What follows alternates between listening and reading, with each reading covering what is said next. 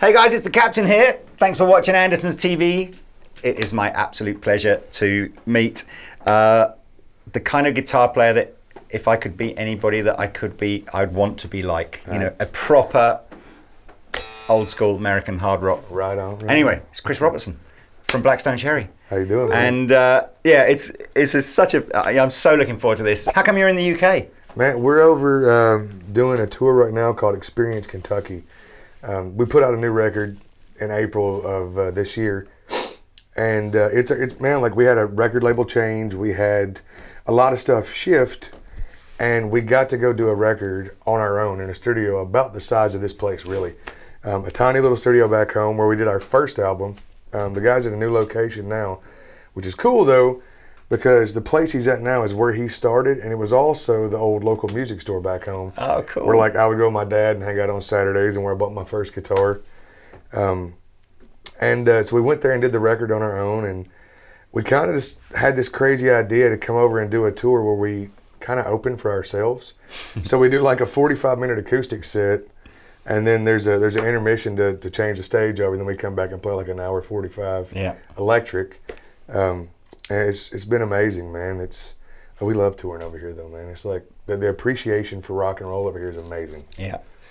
I mean, UK and the US have always shared a lot of kind of musicality in common, haven't they? But, so let's talk about you as a player. I mean, you're obviously you're the front man of a four-piece kind of, and I say it's a hard rock band. I mean, as you rightly say, you're like a chameleon, aren't you? You're like one minute you're coming out as a hard rock band, and the next minute you're this sort of stripped back acoustic kind of thing. It's weird, man. Like what we do, like we all have a big variety of influences, man. Like I was laughing with Jazz earlier. My two favorite bands of all time are Nirvana and Lynyrd Skynyrd. Okay. Right. So you've got the two opposite ends of the spectrum. Yeah, I mean you can hear the Lynyrd Skynyrd influence for sure. Right. Like the Nirvana never really used to shine through that much. But man, like, and then it's like stuff like Son House and Howlin' Wolf and obviously Hendrix and all those dudes, man. But we just literally kind of do whatever we want. I mean, like, it's funny. We played. There's a festival in France called Hellfest. Okay. And we played Hellfest several years ago. I think it was 2009, and got an email the morning that we played that show that they had just added our new music video to CMT in the States, which is Country Music Television. Right. So how that works, I will never know. Well, but it does. As you say, I mean, it's kind of. I like the fact that people are accepting of the idea. To me, it's almost like it's quite refreshing that your audience are open-minded enough to go, yeah, I can put this stuff on, or I can put this stuff on, and. Man, the coolest thing was we did 2 nights at the Shepherd's Bush, and the first night there was a guy with you ever seen the movie SLC Punk? No. Okay, it's this really cool movie, man, and but it's like the 80s punk movie, with like the crazy mohawks, and there was a guy with a mohawk that had to be a foot tall, and it was all spikes, right? And about 7 people over to the left from him was a lady that had to be 65 years old with her white hair and her glasses, and they both had their fist in the air, and I'm like, this is amazing, man. This is like as cool as it gets, because they probably left together at the end as well in a really weird kind of twist. I've seen weirder things happen. But no, man, like the coolest thing for me, man, like with our band and our shows is the age barrier is gone. I got into playing guitar because of my grandpa and my dad. My grandpa passed a couple years ago, but he built acoustic guitars and mandolins by hand. Cool. Like literally just said, I want to build a mandolin. I want an F-style mandolin. I'm going to go cut down some wood and build a mandolin. And that's what he did. And he got started in all that, man. And then my dad obviously found the love from him. And then since I was old enough to remember, man, I've been around music. Yeah. And so they got me into it to sort of see grandchildren, children, and parents, it shows. It's amazing, man. Well, I think we're lucky, well, I mean, certainly you're a bit younger than I am, quite a lot younger than I am, I think, but, generationally, I think all that kind of post, anybody who was born kind of like 1930s, 1940s, maybe onwards, grew up listening to cool music, and I think that idea of your mum and dad or your grandparents telling you not to listen to the kind of, the rebellious music. It's kind of gone now, isn't it? It's like just... Yeah. It wasn't when I was a kid, man. Like, oh, really? Dude, it's funny. When I started to learn how to play guitar, and my dad was like, okay, here's how you make your chords. I was like, okay. He goes, now, if you want to be any good at this, you'll take this stack of records. And it was vinyl. You know? It was the records he had when he was a kid. He goes, you'll learn how to play this stuff by playing along with it, figuring it out by ear. And I was like, all right. And then when I'd pull my own CDs out, he's like, I ain't helping you learn that. And I'm like, dude, I want to learn how to play this Nirvana song, and I can't figure out this one part. I ain't helping you play it. So what was he, just like, got all his Willie Nelson albums out or something? Man, it was like Waylon Jennings stuff, a lot of the old country. Yeah. But then it would also be like, Skinner records and the record that I put on, and I was like, okay, I want to play rock and roll guitar, was a Mountain record, and it was the Twin Peaks live album. Mm-hmm. And I put it on, and just by happenstance, man, dropped the pin on Mississippi Queen. The cowbell comes in, and like the guitar, that Les Paul Jr. with the P90 and the Marshall kick in, and I'm like, oh my God, my life is forever changed. But that was kind of the thing that got me.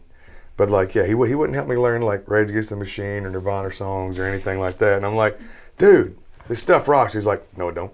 Yeah, the language in some of those Rage tunes and everything like that. He wasn't a fan of that. Couldn't play that in front of your grand, could you? No, I'm pretty sure I got some of those records taken away from me. So what was the first guitar? Can you remember that kind of, I got it. Oh, what was it? I actually, man, my 30th birthday last year, my wife's like, honey, what do you want for your birthday? And I'm like, I want my first electric guitar back. Like, my first actual guitar was an acoustic my grandpa built for me when I was 10 years old. Oh, cool. And, like, I couldn't play it, though. Like, I had like, little, sissy fingers, and I couldn't do it. So I just kind of stayed in the case for a while. But when my 13th birthday rolled around, I asked for a guitar for my birthday. So I'm going to play guitar, and get a guitar and amp. And we went 1 week. My dad used his paycheck to get a guitar, and then him and my grandma went in together the next week and got me a crate, like GX30, like with the effects and stuff. Yeah. This would have been 1998. And the guitar we got, though, was an Epiphone Telecaster with the Batwing headstock. I don't know if you've seen those, but you type in Epiphone Telecaster Batwing headstock, and that's what it was. It was a cream one. And I ended up selling it the next year to get a Squier Strat. Yeah. Right? Because I wanted to play a Strat. Because I found my love for Hendrix, man, and I was like, I got to play a Strat. Him and Stevie Ray. But she's like, what do you want? And the guy that I sold it to when I was 14 still had it 16 years later, and he sold it back to us. Oh, brilliant. Like, for the same price I sold it to him for, which is awesome, man. But I got it back, man. It's hanging on the wall at my house, man, like right between all my nice guitars. There's that one. I can't even picture what a Batwing headstock looks like. It's weird. It's weird. It was not a good design. Yeah. But I wonder if that's one of those kind of like Guitar Center things where they just go and order, like, they get Epiphone to make them a zillion, I don't know, man. Like the local store back home had it, and like the reason I got that one was because like we didn't have much money, man. So somebody had dropped it and put a dent in it by the jack plate, and they were like, we can do this one for like $250, and we're like, sold. I think my colleague Peter is just finding a picture on the big screen. That's it. Oh, I see. Mine was a Telecaster that was cream colored. So that's like the Wilshire, isn't it? Is the one that he's got the picture of at the moment. So I see. So it's just like that, but mine was a cream color. You can't see what we're looking at on screen. Well, perhaps you can. We'll put some. There you go. Yeah. But so they've got the one that looks kind of like the Explorer headstock. Yeah. But the Batwing was just weird. Stick. Yeah. The Batwing was weird. But that's like brands like Reverend and stuff like that have started to do that kind of. It's cool, man. Yeah. I love the, that was my first guitar, was a Squier Strat. Yeah. I just think, I still, to this day now, when I'm, if I'm working on the shop floor, if we're busy at Christmas and, mum and dad bring their son, their son or their daughter in, and it's like they're 13. It's like, it's almost a cliche, but when you see the kid's face, and it's red normally is the color that kind of gets the biggest smile. That's what color mine was. Mine was red with it had been upgraded. It had like a perloid pickguard on it. Yeah. And the guy had put that Fender Delta tone system pickups on it. Oh, cool. So it had sweet pickups. Some good tones. But dude, I love that guitar. I'm pretty sure it was a rosewood board too. Yeah. But it was, I loved it, man. Because I know the guy that's got that one, and I'm really begging him to It's buy your it. 40th birthday present then? Maybe. Like, I've been like, man, can I please buy it? And he's like, I don't know, man. Would y'all sign it for me? And I'm like, nope, but I'll buy it from you. No. Just give him one of these. Just say, I'll give you one of these in return. I'd be tempted, man. I don't know. I kind of like these things. It's just special in its own right. Oh man, so when was you? Were you know? Was it like college when you started getting into your first bands, or before? Hell, I never went to college. Okay, man. I got kicked out of high school. I know it's bad to say, but no, don't do that. Yeah, don't do smoke. that. Don't do that. Get kicked out of high school. Don't do drugs. Don't use bad words on stage. Absolutely. Never mind the fact that every cool rock and roll star ever did all those things. Don't do them. Don't do it, man. I got a 4-year-old boy, man. And I'm like, how do I tell him? How do I like scold him like when school time comes around? Because like I was great in school. This is no joke, man. Like I was an honor roll student. I had like straight A's, you know, perfect grades, perfect attendance. And then I got a guitar, and I swear to you, man, like. Parents, switch off now. Yeah, turn it away. Don't watch this. I'm not kidding you though, man. Like when I learned that I could play guitar, and by play guitar I mean like I could play the beginning of Back in Black. Yes. I was like, nope, school's over with. But no, man, like we started the band on my 16th birthday, and like it was the first real band I'd ever been in. Wow. And it's been the 4 of us ever since. It was like the first real band. You grew up together as well? Yeah, I mean like me and John Fred have known each other since we were 4 years old. You know. John moved up in 1998, and like we would all get together and jam off and on and play that third of whatever song we knew, and then it would just fall apart. I remember John Fred's mom came down one time. We were like, check out what we learned, and it was the beginning of Crossroads, the way Cream did it, and all we knew was the very beginning though.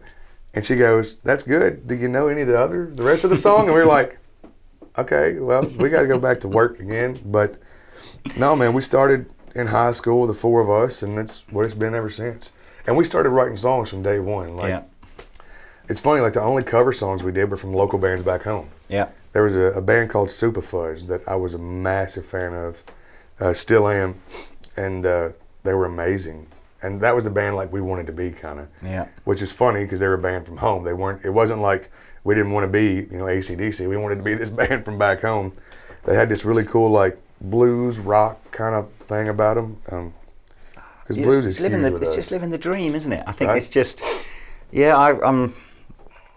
what a journey. I mean, that's insane, isn't it? I mean, that's got to be the dream, hasn't it? Grow up, you know, dad and granddad buy you your first guitar, form a band with all your friends that you've had from childhood, and then literally that's it. You know, and then you're playing in front of 5,000 people and more. I've been very fortunate, man. I mean, like, I remember showing my grandpa because like, my grandpa was, he did masonry work. Like I said, we did house foundations, and I worked with him doing that stuff. And you know, but his passion was the guitars and everything.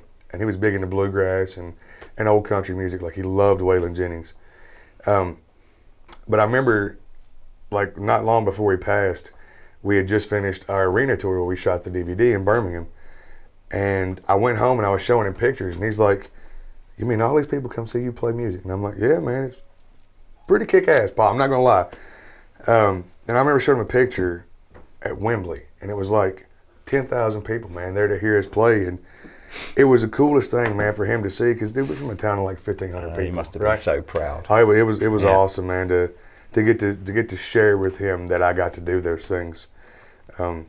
I always wanted to show him footage of like us playing at Download, but there's always profanity and the things people do at Download on the big screen that when you get your video to watch back to approve stuff, and I'm like, I don't know if my grandpa would appreciate what this is for what that can be. So, but no, man, we've been very fortunate, and it's so much fun, man, to get to do what we do every day, and we're lucky, man. You know, like it takes a lot of luck sometimes, don't you?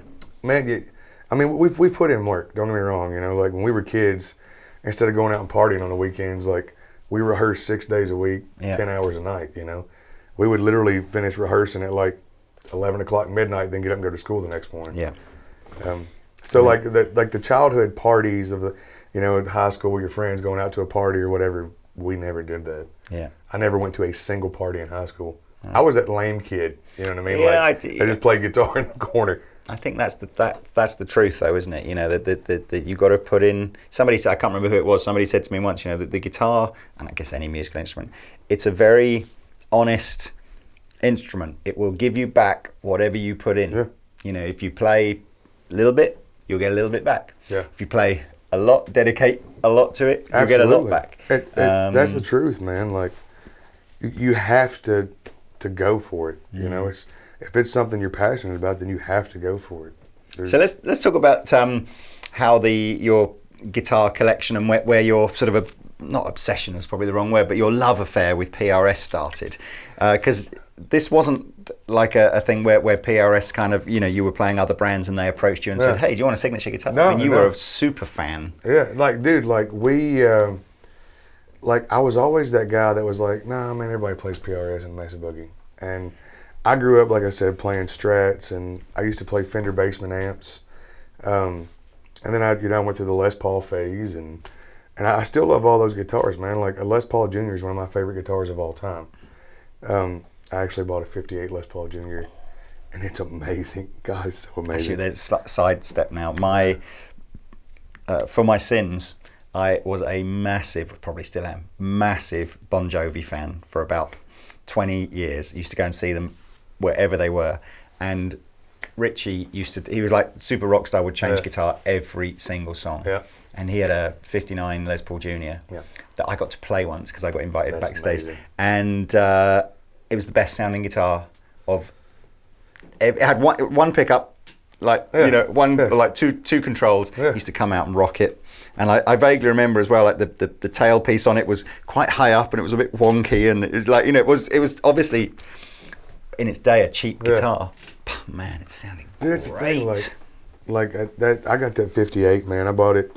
Actually, John Fred, our drummer, had it, and I was like, man, yeah, I'll buy it. And I had to convince my wife a little bit, but I bought it.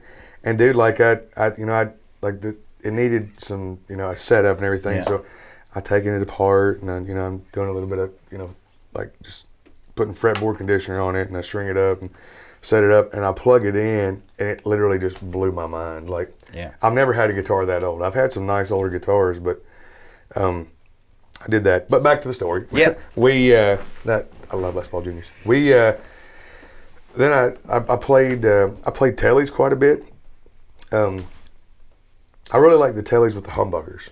Okay, you know, like the deluxe and with those, like those widespread humbuckers that a lot of people hate. I actually like the way they sound. And it's the only maple board guitar I ever played.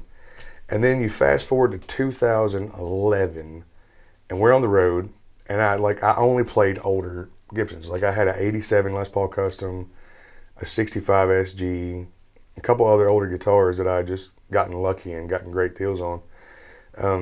But it was every single day. We were having to work on them, you know, having to adjust them because we'd be really cold one week and then hot temperatures the next. And my guitar tech at the time was a guy named Hoogie, who's now he's now back out with Eric from Shinedown, the bass player. I said, man, what is the best guitar day in, day out? I'm tired of messing with these things every day. I'm tired of you having to mess with them and bring me in every day. And he said, you don't want to hear it. And I said, all right. I said, you know what? I said, let's call him and see what happens. And man, called and I talked to Grover, and a couple of days later, a guitar came out for me to try out, and I have not looked back. I literally plugged it in, hit one chord, and I was like, okay.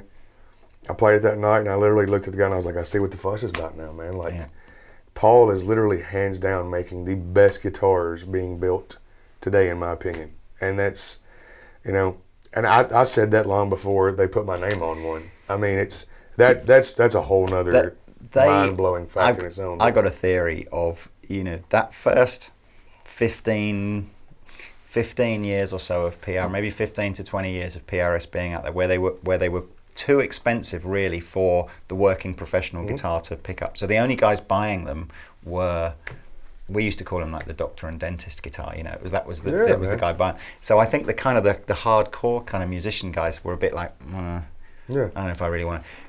And then but somehow, you know, just that constant pursuit of excellence and maybe the fact that the range has got a bit bigger and there are more affordable guitars and there are plain looking ones as well as working musicians have kind of started to go, you know what, such a great guitar. I can't really just hold it against them that and they make some expensive guitars. But dude, the first one I got was like a Arctic White 245 with a wraparound bridge, and like the plainest guitar Paul ever made, probably.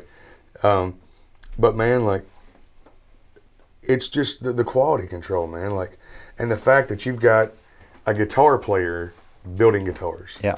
That says a lot to me. You know, man. And then you fast forward to like the new SEs, right? Like the newer ones. To me, these are the guitars that are going to be how we were talking about Les Paul Juniors. They started off as a cheap guitar. Yeah. You know, more for people learning. Yeah. And these are those guitars now. Yeah. You know. And S2. I mean, we got some plain finished S2 guitars. I mean, my personal favorite of the S2 range is the Myra, whatever like the double kind of SG. Well, it's almost maybe even Les Paul Junior-ish kind of slab body. It's like a cross between the two because the body's thinner like that.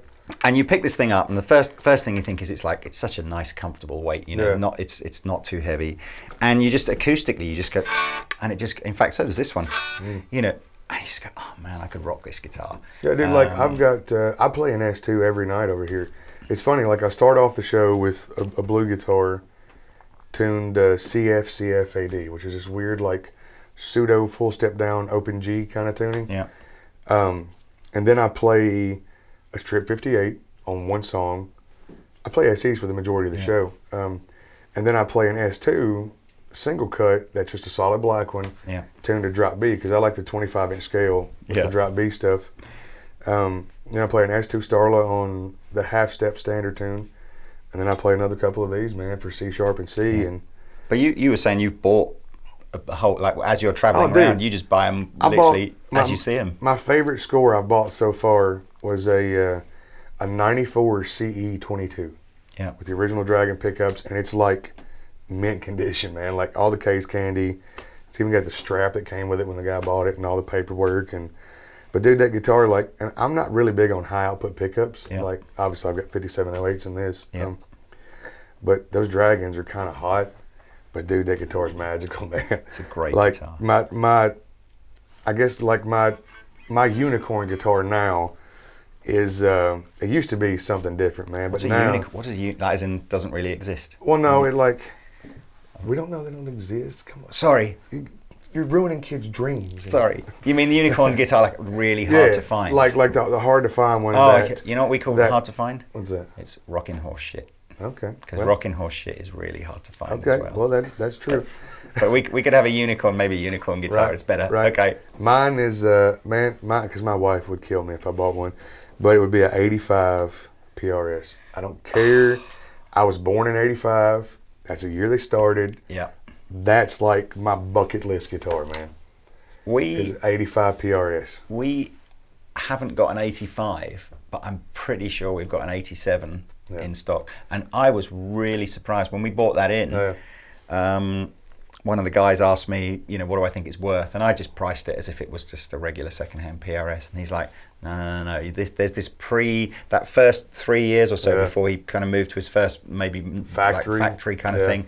Those things are going for kind of insane money. I know, and that's why I'm saying. That's why it's a bucket list guitar, man. Like, my wife would kill me if I saw one the other day and I was like, whew, the only thing I would say about that is I know a guy, who makes them. Yeah. So I'm like, what you mean makes? No, I'm talking about Paul. Oh, I see. Yeah, exactly. But no, it's okay. I just kind of soared right over here. Yeah, it did. I thought you were about to tell you, I know a guy who'll make me a fake 1985. I was going to say, you can't say that one. No, not at all. No, but the only thing I would say, when I've played the one that's in stock, and it's obviously it's more expensive than it would cost you just go and buy a new custom 24 now. If I'm totally honest with you, I actually prefer the new ones. Yeah, Paul himself will tell you that he's gotten better. That's a thing. Like, that's the one testament I think to Paul and everything he makes, whether it's amps, guitars, or acoustic guitars, is he's always pushing forward. He's never sat and said, "Well, I made that guitar, and that's the best guitar that body, or that's the best guitar for that, particular thing." he's never going to do that. That guy is always going to keep going forward, and that's why I love being a part of his company, man. Yeah, I think to a certain extent he's quite he's a mad scientist. Well, yeah, he's fortunate that he has a brand that people are happy to accept this constant evolution of the guitar. You know, there's another brand, the Big G. Every time they try and change anything from 1958 or 1959, it's like the lynch mob comes out, and it's just like, you know. So I think part of that has to do with the ideas too, though, man. I'm not gonna lie. Yeah, okay. There's been some crazy ideas, but it's almost like any idea. This idea that. But anyway, look, I want to talk about this because when this first came out earlier this year, and was I think at the time, was it the first SE they'd done that you could actually get, you know, proper American pickups on? I think so. I may have read somewhere that maybe there was like a Bernie Marsden one that they did that maybe had like a special pickup in it. The normal Bernie ones didn't. Maybe there was a limited edition. Maybe there's a limited run or something. The only other one that I know of, though, that has come stock with an American pickup is the Holcomb, which comes with his set of his signature pickups. Yeah. But as far as PRS to offer one of their pickups in an SE, man, like, this is it. This is the only one that I know of. So it's and I was just adamant about the 5708, man. I was like, look, I want the 5708 in there. And they were like, I don't know. And I'm like, yeah, no, we're going to do that. So it's a standard sort of an SE245. So you've got the 24.5-inch scale length. Yep. We were just discussing, weren't we? At the moment, they're coming from PRS with 9-gauge strings on them, which I think for anybody that's going to buy one of these, it's an absolute monster guitar. But the first thing you're probably going to want to do is maybe put some slightly heavier strings on it. But I love this hybrid wrapper. I mean, it's a great idea because I like the sound of a wraparound tailpiece, but I don't like the fact that on a convention, like an old school wraparound tailpiece, the intonation is kind of preset, isn't it? Yeah. So I like the fact that you've got the adjustable saddles. Are they brass as well? Yeah, and like I use these in so many different tunings that I can't really rely on just a standard wraparound. Yeah. Like I have to have it where they can be adjusted. But man, like the coil tap, you know what I mean? Like on the 5708 was another thing. I la Jimmy Page, you know what I mean? With the splitting coils. But no, man, like where did the love affair with the P90 come from? Leslie West and Les Paul Juniors. Yeah. And that Leslie West was my love for Les Paul Juniors. The sound that guy got, man, and my buddy Rich, that's my artist rep at PRS. We were talking about, you know, this guitar and stuff, and originally I was thinking maybe just a single humbucker that was tappable. Yep.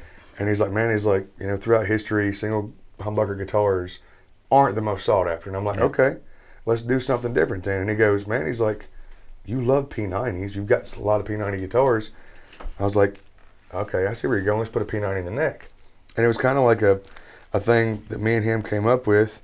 And it's just something, man, that PRS has never offered. They've never offered a humbucker P90 combo. And like, but I love, like, you know, really fat single coily sounds. And like when I play clean on stage, it's always like, 'cause I don't use a foot switch with my amps. I'm using the original Sewell right now. Okay. Is my amp, and like I just roll back, you know, roll back the volume for my clean sound on the neck pickup. But it's amazing to me that I've got a guitar with my name on it, and to have one, you know, that people are absolutely loving as much as they have this one, you know. It's cool. I mean, I must admit, you see this humbucker P90 combination on other guitars, and visually it never always looks wrong, but it completely works on this guitar, doesn't it? Yeah. There's not really anything. I don't know if it's the positioning, the fact that the P90's butt up against the neck or whatever, or the fact that it's black on a relatively dark guitar, but it just looks like it was meant to be. Yeah. It's a great guitar. I want to talk about your obsession with fuzz as well. If there's one other thing that you are obsessed with, you've got about 53 different fuzz pedals or something. Oh, dude, I've got so many fuzz pedals. Literally every day that I've had a chance to go wander around, I've gone in and looked for fuzz pedals and found something I didn't have. And man, like, I always loved fuzz because of Jimi Hendrix, obviously. But the guy that re-sparked my love for fuzz is Gary Clark Jr. Yeah. I heard Bright Lights and I was like, oh my God, this guy's a beast. Yeah. And I want that sound. So much to the point that like, I'm not like, it's weird for me to say this. I'm not big on signature guitars, right? Except for mine. But no. It's not a dissimilar colour to Gary's signature Casino, is it? Oh, sorry. No, but like I found one of those on Craigslist and had to buy it back home in my searches for, I'm always looking at gear, man.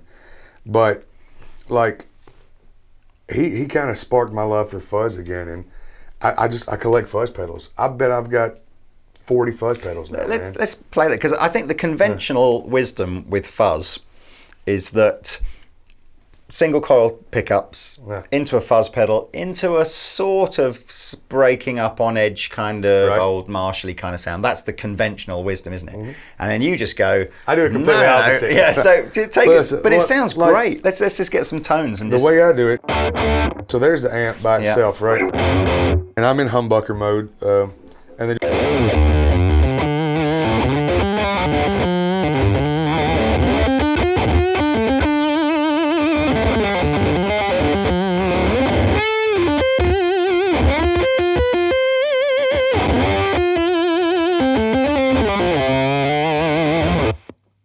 that's the kind of fuzz I like.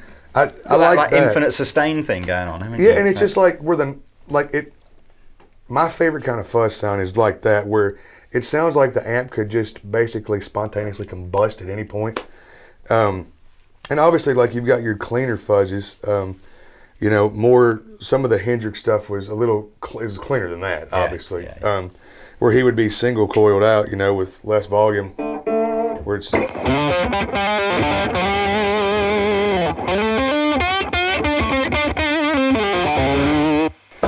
But it's just not nasty enough for me, man.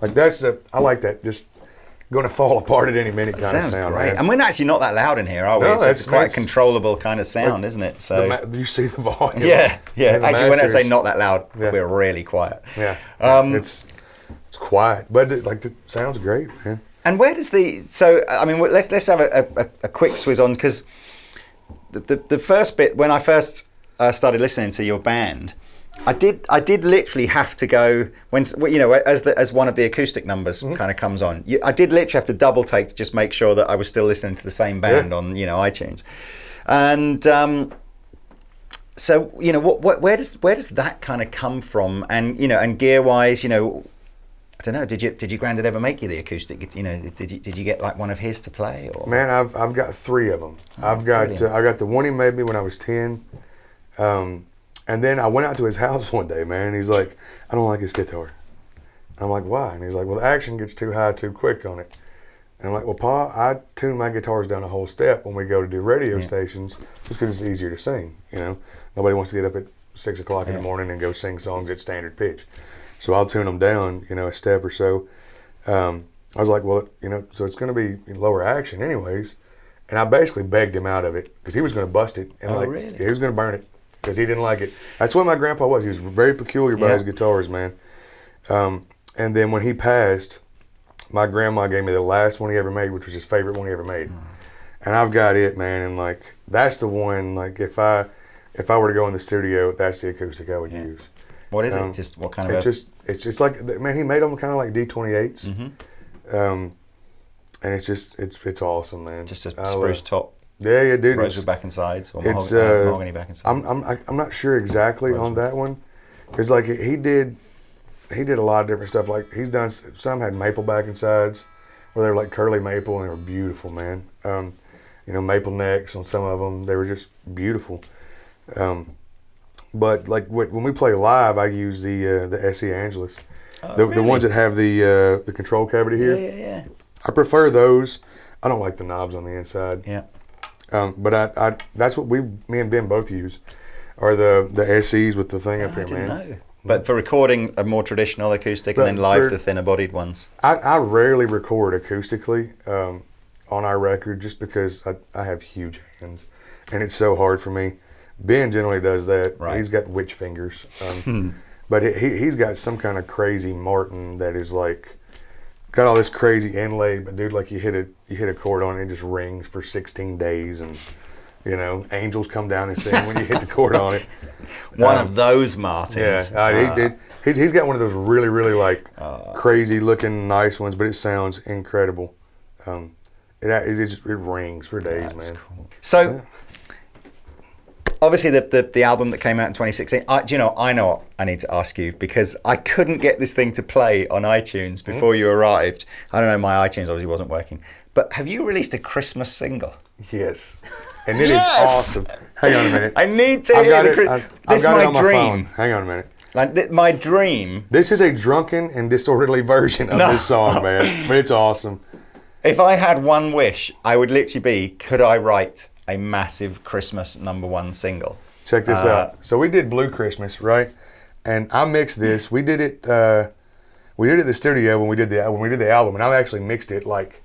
This has been done since like November of last year. Right. Like we got home and they're like, can you mix that for us to put out and send it out to, you know, because like over here they play this stuff on radio. And there you go. Yes, jingle bells.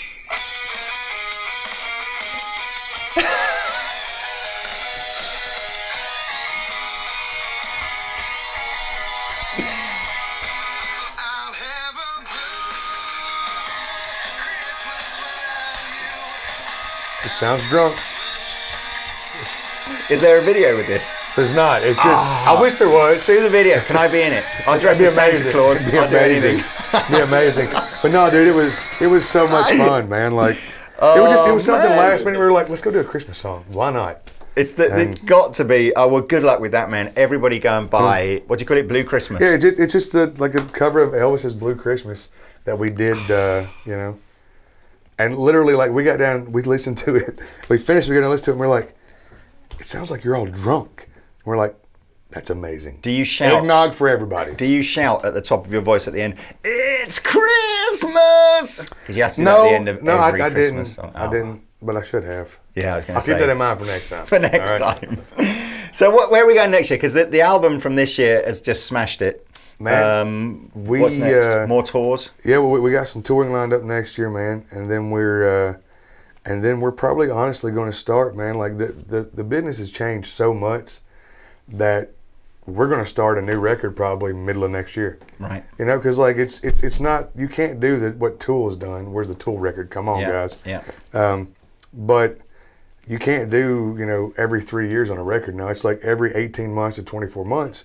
You got to put out a record, but which is good because we love that. I mean, like, we love recording and touring and keeping everything fresh. So we got a couple more tours lined up, and then we're gonna go make another record, man, which cool, I'm excited about. Well, I love promise, recording. When you're next in the UK, I will absolutely come and see you because it's I'm loving what I'm hearing. One last question as well. How much trouble did you get in with your wife when you made the Mary Jane video? You know, honestly, none. Really? And here's why. Here's why. My wife is so cool, man, and smoking hot, but she's so cool. We've been together since my 16th birthday. Oh, cool. Like me and her she called me and was like, "Hey, you gonna be my boyfriend?" And I'm like, "Well, damn, that took you long enough." She's like, "Well, I just turned 17 and I couldn't date a 15-year-old." And I'm like, "That makes sense, man." But no, dude, we've been together so long. It's like all that kind of goes out the window, man.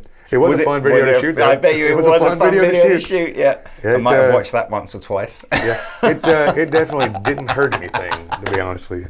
Funny story about that video. The guitar I used in that video, I think it was a DGT, a white one, which I had one. I gave it to my dad. I was leaving home that morning because we shot it in Nashville. I was leaving home and I grabbed my guitar case and like I've got my little boy in one hand and my guitar case in the other with his diaper bag, right? And I'm like taking him to the babysitter and I'm loading everything in my truck and trying to get to Nashville on time. I get down there and the guitar's not in the case. I forgot to stick the guitar in the damn case. And Josh, our other tech, is freaking out. He's like, and I was like, did y'all not load it the last show? Because I just grabbed the case out of my floor. I didn't think anything about it. And I was like,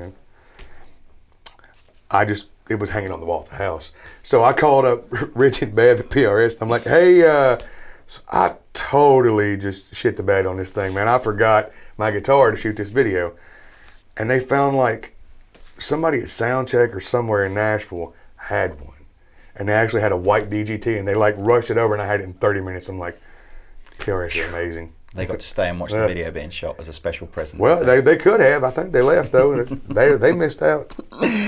Oh man, well look, it's been such a pleasure having you over on the show. I really, really wish you good luck with everything in the future. It's, you know, your kind of music is just the best kind of music. So, we have fun. I'm pretty sure everybody watching this is going to be familiar. But if you're not, I will put a link in the description below where you can go and find out more about the band. Appreciate that. But yeah, and good luck with these, man. Yeah, actually, man. that's what we should say. So we had delivered this morning, because we knew Chris was coming, 18 of these guitars, and Chris has very kindly signed the backplate of every single one. Yes, so again, I'll put these on our website.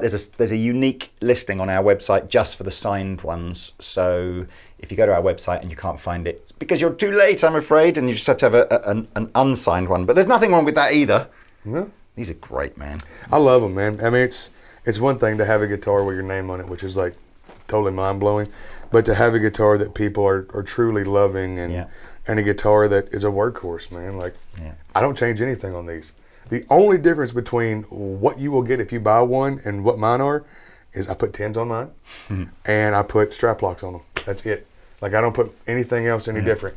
You know? Easy job to do if you want to change them over. Well, look, so thanks guys for watching. Cheers, man, for coming in. We should jam out. I'm going to play something more laid back bluesy, and then you can do your kind of Gary Clark impressions if you want to. I can't do Gary Clark, but I'll do something, man.